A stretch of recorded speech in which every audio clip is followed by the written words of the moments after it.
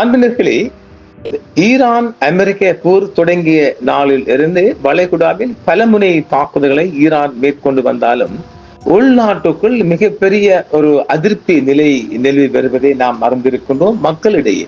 அந்த வகையில் பார்க்கின்ற போது பஹ்ரைனில் இருக்கின்ற எதிர்கட்சியினர் மிகப்பெரிய எதிர்ப்பை கொடுத்திருக்கின்றார்கள். அதாவது அமெரிக்க இராணுவத்தின் பிரசன்னம் தேசிய பாதுகாப்பிற்கு அச்சுறுத்தலாக உள்ளது என்று பஹ்ரைன் நாட்டின் எதிர்கட்சி குழு தெரிவித்திருக்கின்றது.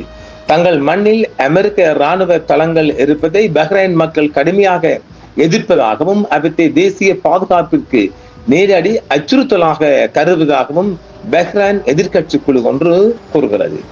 பிப்ரவரி 14 இளைஞர் கூட்டணியின் கூற்றுப்படி இஸ்லாமிய குடியரசுக்கு எதிரான அமெரிக்க இஸ்ரேலிய இராணுவ நடவடிக்கைகளின் மத்தியில் ஈரான் சமீபத்தில் நடத்திய பதிலடி தாக்குதல்களுக்கு பஹ்ரைனின் மக்கள் மத்தியில் நிலவும் அனுதாபத்தை இறுதிய பரவலாக எதிர்ப்பு விளக்க உதவுகிறது.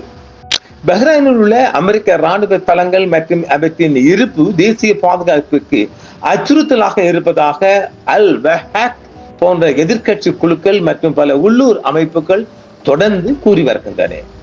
ஒரு முக்கிய எதிர்கட்சியான அல் வஹாக் இது பஹ்ரைனின் மிகப்பெரிய மற்றும் மிகவும் பிரபலமான எதிர்கட்சி குழுவாகும். அதிகாரபூர்வமாக தடை செய்யப்படுவதற்கு முன்பு இந்த குழுவில் ஆயிரக்கணக்கான உறுப்பினர்கள் இருந்தனர். பஹ்ரைன் நாடாளுமன்றத்தில் ஒரு காலத்தில் இதுவே மிகப்பெரிய அரசியல் சக்தியாக விளங்கியது. பஹ்ரைன் அரசாங்கம் 2016 இந்த குழுவை தடை செய்தது. இருப்பினும் இதன் தலைவர்கள் மற்றும் ஆதரவாளர்கள் வெளிநாடுகளில் இருந்து மறைமுகமாகவும் தங்கள் எதிர்ப்பை பதிவு செய்து வருகின்றது அமெரிக்க படைகளுக்கு எதிராக. பஹ்ரைனில் அமெரிக்க இராணுவ பிரசன்னத்துக்கு எதிராக பிப்ரவரி 14 புரட்சி இளையோர் முன்னணி, அதாவது பிப்ரவரி 14 கோலிஷன் போன்ற பல சிறிய குழுக்களும் செயல்படுகின்றன. இவர்கள் பெரும்பாலும் ஒரு குறிப்பிட்ட எண்ணிக்கையிலான உறுப்பினர்களை கொண்டிருப்பதை விட பரந்தளவிலான பொதுமக்களின் ஆதரவை பெற்றுள்ளனர். சமீபத்திய 2026 ஆண்டு மோதல்களின் போது ஈரான் இஸ்ரேல் போர் சூழல் பஹ்ரைன் மக்கள் மற்றும் வழக்கறிஞர்கள் ஒன்றிணைந்து அமெரிக்க தளங்களை வெளியேற கோரி போராட்டங்களை நடத்தினர். கடந்த சில வாரங்களில் மே 2026 அமெரிக்க இராணுவ நடவடிக்கைகளுக்கு எதிர்ப்பு தெரிவித்ததாகவும் ஈரானுக்கு ஆதரவாக செயல்பட்டதாகவும் கூறி 40க்கும் மேற்பட்ட சியா அறிஞர்கள் மற்றும் செயல்பாட்டாளர்களை பஹ்ரைன் அரசு கைது செய்திருக்கின்றது. இது ஒரு குறிப்பிட்ட எண்ணிக்கையிலான நபர்களை கொண்ட சிறிய குழு மட்டுமல்ல, மாறாக பஹ்ரைனில் முக்கிய எதிர்கட்சியான அல் வஹாக் மற்றும் அதன் பின்னால் உள்ள ஆயிரக்கணக்கான ஆதரவாளர்களின் ஒருமித்த கருத்தாகும். குறிப்பாக அமெரிக்காவின் 5வது கடற்படை தளம் பஹ்ரைனில் இருப்பதே போரை தங்கள் நாட்டுக்குள் கொண்டு வருவதாக அவர்கள் அஞ்சுகின்றனர். பஹ்ரைன் எதிர்கட்சி குழுக்களின் பலம் என்பது ஆயுத பலம் சார்ந்தது அல்ல, மாறாக அது அரசியல் மற்றும் மக்கள் செல்வாக்கு சார்ந்தது. குறிப்பாக அல் வஹாக் போன்ற அமைப்புகளின் வலிமையை பின்வரும் காரணிகளால் தீர்மானிக்கலாம் என்று நாம் ஒரு ஆய்வு ரீதியாக பார்க்கலாம். பஹ்ரைன் மக்கள் தொகையில் பெரும்பான்மையாக உள்ள சியா பிரிவினரின் ஆதரவு இந்த குழுக்களுக்கு அதிகம். 2011 போராட்டங்களின் போது பஹ்ரைனின் மொத்த மக்கள் தொகையில் பாதிக்கு மேற்பட்டவர்களை வீதிக்கு கொண்டு வரும் அளவுக்கு இவர்களுக்கு மக்கள் செல்வாக்கு இருந்தது. இப்போதும் இவர்களின் ஒரு அழைப்பு மிகப்பெரிய மக்கள் போராட்டங்களை தூண்டும் வல்லமையை கொண்டது. இரண்டாவதாக அரசியல் தாக்கம். அதாவது நாடாளுமன்ற பலம் தடை செய்யப்படுவதற்கு முன்பு பஹ்ரைன் நாடாளுமன்றத்தில் இருந்த 40 இடங்களில் 18 இடங்களில் சுமார் 45% வாக்குகளை அல் வஹாக் கைப்பற்றியிருந்தது.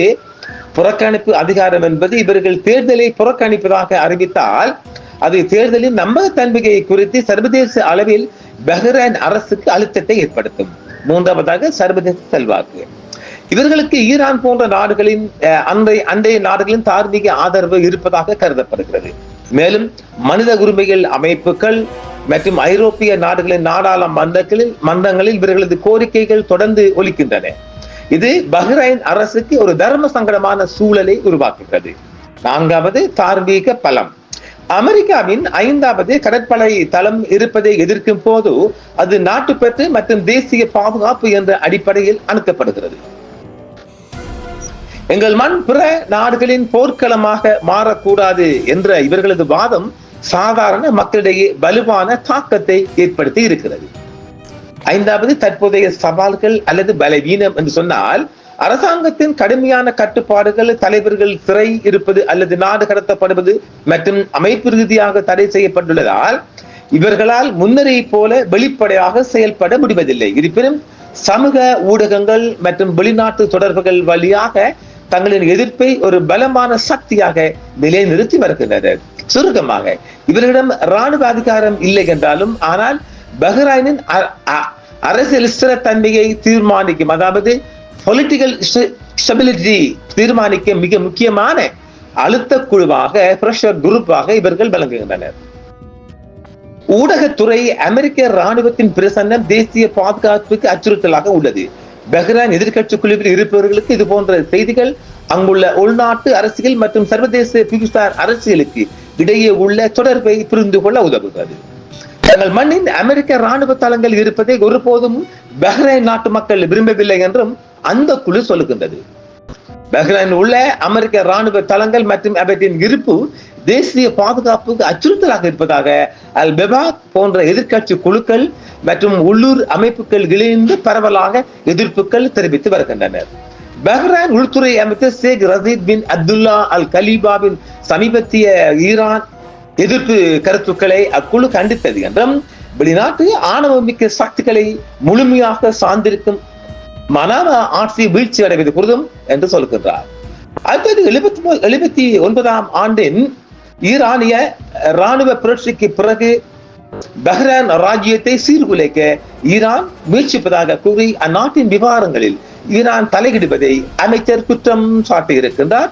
பதட்டங்களை அதிகரிப்பதையோ அல்லது ஈரானுக்கு எதிரான ராணுவ தாக்குதலையோ அதிகரிக்கவில்லை என்றும் ஆதரிக்கவில்லை என்றும், மேற்கு ஆசியாவில் வெளிநாட்டு ராணுவ படைகளை நிலைநிறுத்துவது தங்களின் சொந்த பாதுகாப்பிற்கு ஒரு குறிப்பிடத்தக்க அச்சுறுத்தல் என்று பஹ்ரைன் மக்கள் கருதுகின்றனர் என்றும் அந்த கூட்டணி தெரிவித்திருக்கின்றது. தங்கள் சொந்த மண்ணின் ஈரானின் ஏவுகணை மற்றும் ஆளில்லா விமான தாக்குதல்களை பஹ்ரைனியர்கள் கொண்டாடினார்கள் என்ற குற்றச்சாட்டுகளை அந்த குழு நிராகரித்திருக்கின்றது. மாறாக அந்த தாக்குதல்கள் நாட்டிற்கு ஆபத்தை விளைவிக்கும் அமெரிக்க ராணுவ இலக்குகளை குறிவைத்தாலும், பஹ்ரைன் ஒரு சாத்தியமான இலக்காக மாற்றியதாலும் மட்டுமே மக்கள் அவற்றை ஆதரித்தனர் என்றும் தெரிவிக்கப்படுகிறது. ஆக ஒட்டுமொத்தமாக இது மிகப்பெரிய ஒரு எதிர்ப்பலையை பஹ்ரைன் ஆட்சிக்கு கொண்டு வந்திருக்கின்றது. பார்க்கலாம், தொடர்ச்சியாக அங்கு சியா ஆதரவு கொண்ட அணியினர் கைது செய்யப்படுகின்றார்கள், சிறை வைக்கப்படுகின்றார்கள், நாடு கடத்தப்படுகின்றார்கள்.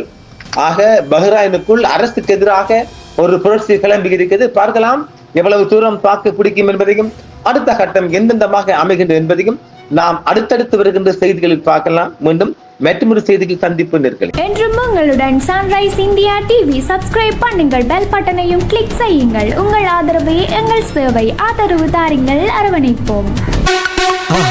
மறக்காம சர்ப்ரைஸ் பண்ணுங்க. தேங்க்யூ.